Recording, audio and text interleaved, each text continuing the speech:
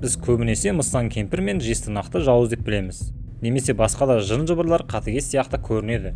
Бірақ бүгінгі біздің кейіпкер жаңағы жоғарыда айтқандарды да жауыздық жағынан озып кетті. Және бір қорқыныштысы, сіз экранда көріп отырған ешқандай да Мыстан да дүлей де емес. Ол адам. Бәріне сәлем, сіздермен бірге Нуар KZ. Ал бұл Қарабай. Егер алдар көсе көрген болсаңыз, оның қас жауы байды білесіз. Видео сол секілді байлардың бірі жайлы болмақ. Бірақ Қарабай алдар көседен емес, ол Мамай Батыр деген мультфильмнен. Мультфильм Мамай деген батыр мен байдың кездесуінен басталады. Бай оған түнде жылқыларын біреу ұрлап жүргенін айтады. Және тек қана жылқылар ғана емес, жылқышылар да жоғалып кеткен. Егер Мамай Батыр түнде зерттеп не себепті олай екенін білсе, бай оған сый-сияпат беремін дейді.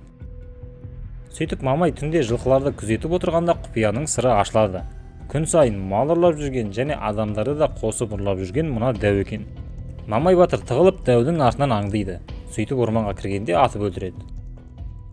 Ертесіне байға барып сыйлығын сұрайды. Бай оған бүгін далада ұйықта, ертең ақшаңды беремін дейді.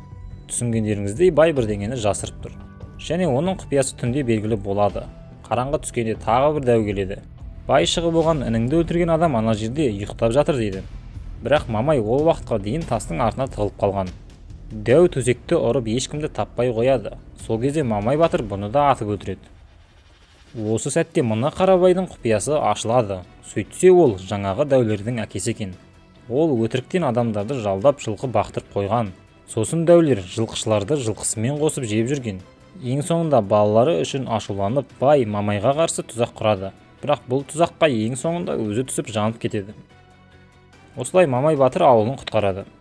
Бұл оқиға бітсе де кейбір сұрақтар туындайды. Мысалы, адам қалай дәулердің әкесі болып жүр? Оған мынандай нұсқалар бар. Бай орманнан әйел дәуді кездестіріп, олардың осындай балалары болған. Бұл миға бірінші келеді. Екінші нұсқа, байдың ешқашан балалары болмаған. Кейде ертегілерде осындай байлар мен хандар бар, қанша әйел алса да балалары болмайтын. Сол сияқты Қарабай сиқырға жүгініп әйелі егіз туып, бірақ олар ұсқынсыз құбыжық болып шығуы мүмкін. Үшінші нұсқа, бай дәулерді кішкентай кездерінде асырап алған. Бірақ бұл нұсқа шындыққа жанаспайтын секілді. Төртінші нұсқа ең аяныштысы, ол байдың шынымен де кәдімгі балалары болған адамдар секілді. Бірақ Мыстан кемпір сияқты қатыгез біреу балаларын дәулерге айналдырып жүрген.